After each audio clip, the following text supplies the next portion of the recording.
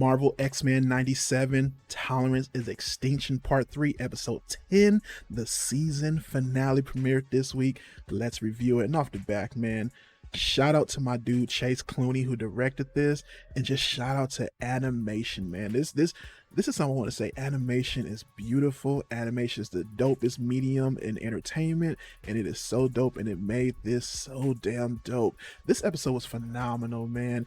Just from the way the stories were being told, the good mix of action, cameos, all this stuff in this great episode. I really enjoyed the way this episode kicked off with the Magneto and Professor X stuff, and you find out it's in Magneto's brain, and Professor X is trying to stop him from doing what he's doing, but all the stuff of them in their past and everything was really, really dope, and them first figuring out each other's a mutant and stuff. I really enjoyed that, and leading up to the inside of the world where Cable is getting beat down by Bastion and Sinister and stuff, and you get the Phoenix rise up. I thought that was a really, really dope visual, and how she defeated everybody in that moment and stuff. I really, really enjoyed that. I also enjoyed how she just bodied Sinister real quick. That was really, really fun, taking away all his powers and stuff and turning him back old and everything. I'd have a question on, where does the Phoenix power go? Like, is it just still stuck in her, or is it like just doing something else and leaving it, coming back? I'm really, really interested in that. But yeah, Bastion basically loses control of all his Sentinels and stuff, then takes Cable's arm and starts beating the shit out of it. I was like, hey, yo, that's wild, man. But that was really dope. And then him turning into Supreme Super Bastion, really, really dope. And him beating up on everybody on Earth, then going to the asteroid and fighting everybody. Really love the emotion of all those fights on that asteroid. Rogue versus Bastion, and her just taking all of her anger about Gambit out on Bastion and stuff. That was really, really crazy and dope, especially them flying in space and going into the moon, Sunspot helping out. I have a question on how the hell are they breathing in space, but that's another thing.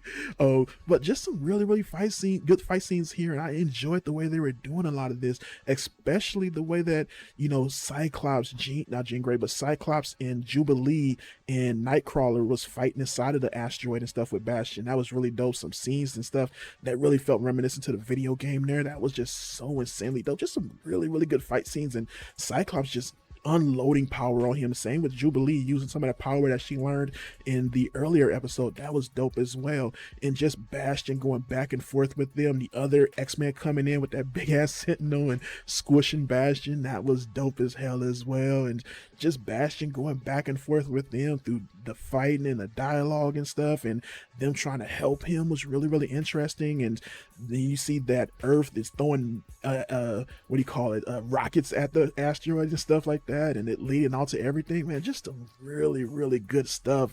Them trying to stop the asteroid from going there, Bastion basically killing himself. Just some really good stuff. And then I didn't even talk about the cameos in this episode, man. You had Silver Samurai, Iron Man, and Captain America protecting the president. You saw what's his name, Doctor Strange in there trying to do surgery while all the power is out. You saw the Black Panther, Dora Milaje, and Magneto's mind. You end up seeing what was her name, Scarlet Witch, Quicksilver, and Polaris, Cloak and Dagger, Daredevil, Psylocke, and that Canadian team of mutants.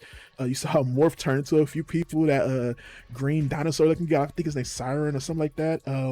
He turned into Professor X as well. And then you saw Peter and Mary Jane and Flash Thompson in this episode as well. Just some really, really dope stuff here. And I just enjoyed the way they did that too. Just the way they showed the cameos at a really good time here in this episode. I would have still loved to have seen them in the previous episode. Just a little glimpse of a couple of them as well. You could at least give us Iron Man and Captain America the last episode, saving some people, but this was still really, really dope how it was done here. And I just enjoyed the way they did everything in this episode, especially it leading to the end where Bastion is now destroyed. They saved the meteor by getting Magneto to finally snap out of what's happening in his mind. Professor X finally helps him out. Some really good dialogue in that end bit, and the meteor just kind of explodes itself, and you find out that they're all shift through different times with I believe it was Rogue, Nightcrawler,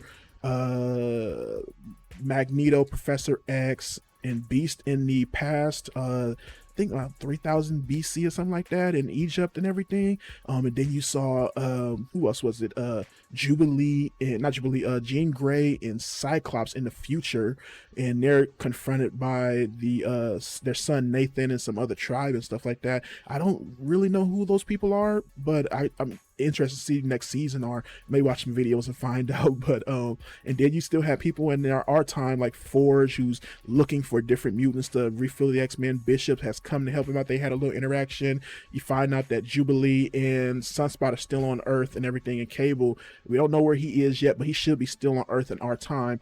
The only people who were missing was Wolverine, Morph, and Storm. Morph had a really good scene where he's trying to get Wolverine to hang on and stuff like that. I really, really enjoyed that. And you could tell that there's still something like a little bit of a love interesting with Morph and Wolverine, where Morph really wants to tell him that he loves him and stuff like that, but he did it through the visual form of Jean Grey and stuff. That was really dope.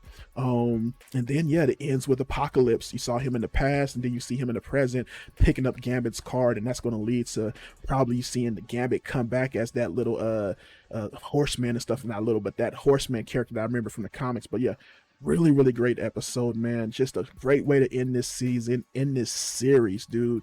For me, man, it's not much to say about this, dude, other than I really, really enjoyed it. I'm interested to see where they go with the Apocalypse stuff and where they go with next season, all that's going to happen, how, you know, where everybody is at and their time zones and how they're going to try to get them back. You have Bishop allude to him knowing what's going on and stuff. That was really dope. So yeah, just a phenomenal episode. X-Men 97. This season as a whole, 5 out of 5. This episode, 5 out of 5. They did the damn job here. I love it. I'm out. Peace.